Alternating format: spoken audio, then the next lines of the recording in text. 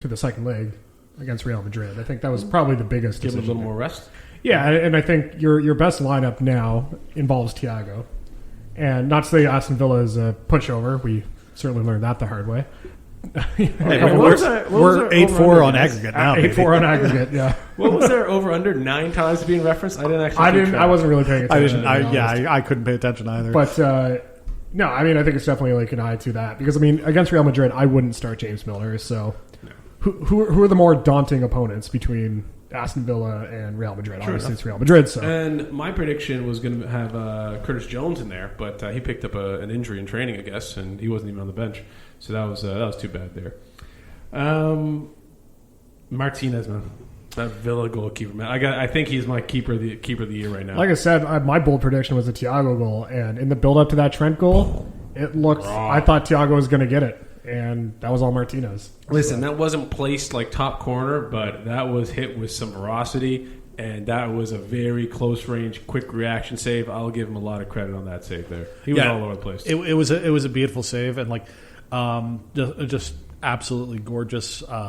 And then like I say, Trent put a ball in that nobody could have saved. So a beautiful thing, and also like says a lot about Mo Salah's goal too. Like Mo's maybe not as impressive as Trent's was, but to beat Martinez on that day was no small task. You needed some serious plays, and this led me to what my notes I sent you guys was build-ups in both of those goals. I sent you kind of the sequence just quickly how they developed, and it was a big testament to how Liverpool score their best goals. It is all quick transition, quick touches, and I feel like they've gotten away with that when teams sit back and they play around too much.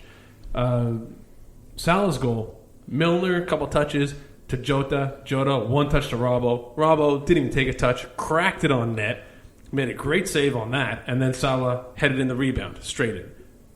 One touch. I immediately thought it was offside. That was. I'm pretty sure that we're actually about to get a notice as we're recording this podcast that it's been called off. Wouldn't surprise me at this point. And then the second goal, Trent started it. Actually, I forgot that he had started the play until we were watching it for some notes.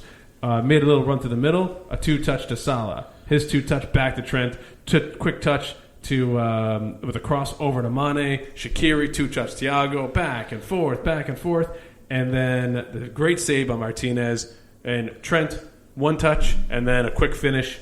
And again, all this happened so quick and lightning fast, and that's where Liverpool can score those great goals. Not when we're stringing around the back, looking for a long cross, lob it in, hope for the best. That was Liverpool's bread and butter. And not to throw some cold water on it, but we shouldn't forget how close Trezeguet came to scoring. And again, that was off a quick counter and exploiting that right side, and fortunately it went off the post. But I thought that was spinning in actually.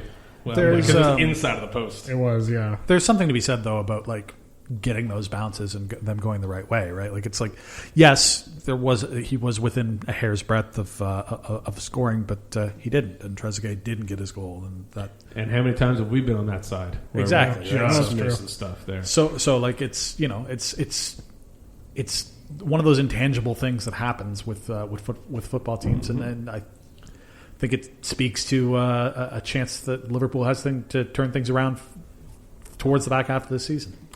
And do you know who didn't miss out on this one? That was Ben. 2-1 prediction. Gets that 2-1 prediction. What's it been? 40 odd games I've done predictions. That was your first spot on prediction, and almost had your bold prediction of Thiago scoring.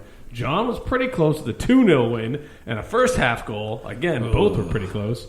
I was way off. I had a 3-0 victory and a goal and assist for Jones, so I totally missed the mark on all that. Ben gets on the big board. John has got 1. I've got 2. Ben has 3 bold predictions, though. And it's like it's a fistful of darts at a dartboard with me. And then me and John both have 1 bold prediction in there. But guys, we have another game we want to touch base on, which wasn't quite as happy-go-lucky. I don't think it's going to be this long. Yeah. So let's keep it quick, and I think I can sum it up with piss poor first half and second half pretty good. and just not quite enough, though. Yeah. Look, I mean, in a lot of... Oh, sorry. This is Real Madrid we're talking about. Yeah. Look, I mean, that game, in a lot of ways, it proved my suspicions correct about both Naby Keita and then also Thiago. Because I thought the biggest X factor in the second half was Thiago. And obviously it wasn't enough. But I think Thiago coming on definitely spurred them kind of forward. Mo Salah gets that equalizer, and we're thinking, okay, we're back in this tie. It wasn't equalizer. It was 2-1. No, what wasn't it?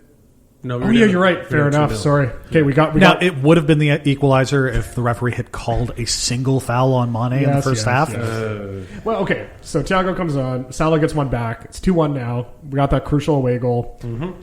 And then we bless the away goal rule now, eh? Yeah. Yeah. Okay. Now I love it. And then we give up a third one. I don't know. My biggest takeaways from that is, if you listen to last week's podcast, I was saying how Real Madrid are not that good. They're old. They're washed. I don't even know if I named Toni Kroos or Modric as being too old to be effective. I think I might have said that. But man, now Vinicius Jr. obviously. I mean, we all know he's really good. But the first goal, at least, that was. I think it was the first goal. First goal was Kroos's chip. Amazing pass to Vinicius Jr. Both Kroos and Modric were amazing in midfield. Real Madrid had such a depleted back line, which is something that we're obviously very familiar with, but we never even got close to being able to exploit it because that midfield was so strong, particularly in the first half. So I'm eating my words on that one hard. I thought Real Madrid were going to be brushed aside and we'd go from there, but there you go. I think we allowed them to play like that, and I think a big part of that, I hate saying it, was Keita. I mean, I think there's a reason he got subbed before halftime. Yeah, that doesn't normally happen. So. And Klopp had said after the game he couldn't ignore Keita's training performances, which to me is the epitome of a practice player. Which I've had my share of experiences with seeing guys play in practice and putting amazing goals in, amazing plays, and this and that, and then you put them in a pitch on the real game and they just can't do it. And I think that Keita's final verdict is done. Like, he's just not going to. He's never going to be the player that we hope he is, and I think Klopp is just going to have to let that go. As much as we spent on that, which is dreadful. But I mean, we didn't put any pressure on Kroos or Modric, our back line. I mean, and I don't put it all on Keita because Gini and Fabinho were only there. Like, they did not. It was show a team up effort much to there. suck that bad in the first half. And I do, as much as I want to blame Phillips and Kabak for that first goal where he kind of chipped it right in, it was a pretty great touch by Vinicius and a good finish. So I have a hard time blaming them on it. If it was Van Dijk, hey, different story. I'm sure he probably would have had it. But I don't know, John. You going to blame the boys on that one, or? I mean, it does. Here's the thing. Like, I have been the Keita apologist on this show, I would say, but it's hard to deny that as soon as he went off was when Liverpool started looking like they were going to start playing in the game. Like that's it's hard to say anything otherwise. Just facts. Exactly. What I would say is, like, the first half was obviously rough. The second half gave me feelings of Barcelona 2 years ago, in that the away leg at where Camp we Nou. were playing great but just couldn't buy a goal. Exactly. And then Leo Messi had that free kick that was just God. the stuff of legends. Like, it just gave me flashbacks to that, which, like, I'm not going to say, like, we could get into that. We can get into the second half, the second leg, and I know that, Ben, you've got your feelings on, well, the entirety of the quarterfinals. Ben doesn't have feelings. But it's over. It's all over, guys. I believe he fantasy booked Manchester City beating PSG in the final or something something wild like that. I doom scenarioed myself pretty well there. Yeah. So. I actually, PSG and City can't meet in the final, so carry on, folks. What I will say is that I think none of these ties are finished. PSG Bayern, there's one goal in it. Porto Chelsea I think was very lucky to get out of that 2-0. Those were all mistakes by Porto. To that, yeah. City Dortmund, like, as much money as City has, they can only provide so many bribes to the referees. And Real Liverpool, that still just blows my mind. That Bellingham disallowed goal. Yeah. Yeah, just bonkers. And here's the thing: I think that is just one classic Erling Haaland performance away from Pep taking an early shower in the Champions League. It's just the way that I see it. And then they buy him, which would be great. Can you just cut that out so that we can use it to blackmail him from now on? Hey, well, man. I mean, I did love. I mean, I don't know if we're talking about the rest of the Champions League later, but I did love the cameras were fixed on Haaland in the warm-ups, in everything, while at the Etihad, trying to figure out if what's his body language, and then after the game when he's talking to Phil Foden, what were they discussing? So it is interesting. But so we're going to get a decent kebab. Yeah. he's bouncing around the pitch there, but yeah, those were all I totally agree with you, John. I don't think any of these games are done. Same with our game. I don't think Liverpool are down and out by any means. We pick up one early goal next game, and it's on. I think it can be clutch in there. I will come back to just 2 bad points. The third goal, I think Phillips was sitting back a little too far. Could have been a little closer to pressure him. And to be honest, Alisson, he is not the goalkeeper last year. He should have had that. That was through his hands. It was quick shot, yes, but his caliber of keeper, he should have that. We're not going to have that problem next game. He just had a little bit of excess mustache wax on his hands. It's not going to be a problem next game. He was clean shaven and he still gave up a pretty easy goal to Ollie Watkins. Trying to find the right hairstyle, man. That's just the problem with the aerodynamics. He's got it set for this week. Calibrated. Now what's going to be the excuse, John, for Trent's first half? And you can just say no excuse, and I'll leave it right there. Or just drop a no comment. We can just go plead the fifth on this. And we can just move on. I'm okay, John. It was a bad first half. Okay, that's fine. Okay. And I'm okay with that. I'm okay with saying that.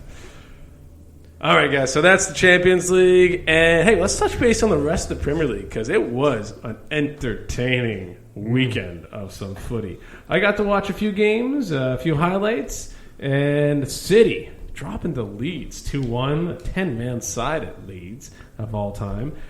Spurs in classic Mourinho fashion. Classic Spurs. I was going to say, was it more classic Mourinho or more classic Spurs? Or did the two forces just combine to create one magical moment? Arsenal-Sheffield, relatively boring game there. Leicester West Ham. It was an Arsenal game. I mean, is Leicester dropping off? I'm going to hijack you here. I want to talk about Leicester versus West Ham because I watched that game. Okay. Well, quickly, let me just recap some of the games there because Chelsea got their victory, and that's not helping us out. Everton-Brighton is finishing as we speak. It's 0-0 full-time. All right. So that's not dreadful for us. Would have been better for a loss, but Everton not gaining extra points. And then Wolves-Fulham. Wolves get a Traore goal, a bullet at the end of the game. But, so that doesn't really have a major effect on us. So, Ben, you love that Leicester-West Ham I did. And this, like you said, very entertaining game. Very entertaining week. I saw the Leicester-West Ham, United-Spurs, and I caught the second half of the City-Leeds game. So I got a lot in this week. But, yeah, the Leicester versus West Ham. Amazing that West Ham goes up 3 goals, and 2 of which were scored by Jesse Lingard, who is just having that renaissance. And, quick survey, guys, and let's not debate it, just yes or no. Ben, is he going back to United, or is he staying at West Ham? See, that's loaded. I'm not saying he's going back to Man United. I'm not necessarily saying he's staying at West Ham, though. Okay. Staying at West Ham or not? Yes or no? No. John? No. Okay, go ahead, Ben. Okay. But then West Ham almost blows it. But then Leicester still is unable to finish the job, and they lose 3-2. And here we are now with 7 games left. Leicester have now lost 2 in a row. They're not looking good. They got these players breaking COVID protocols and getting benched. Yeah. Are we going to see another Brendan Rodgers crashing out of the top 4 like we did last year? Is this in the cards now? I mean, you just got to ask yourself. Brendan Rodgers is a very notorious choker, can't finish. Are we just seeing it again? He's got to face United, Chelsea, and Spurs last 3 games of the season. Well, the Spurs will be that'll be a -1 draw. I'm thinking, if that's possible. Yeah, John, any of those games that really reached out and touched you? I mean, I didn't watch a whole lot of full games. Caught a lot of highlights for the most part. I think my personal highlight of the weekend that wasn't a Liverpool victory was actually not something that happened on the pitch. It was a combination of Ole Gunnar Solskjaer palling up with Bean Dad and Jose Mourinho being sort of the two types of peak Jose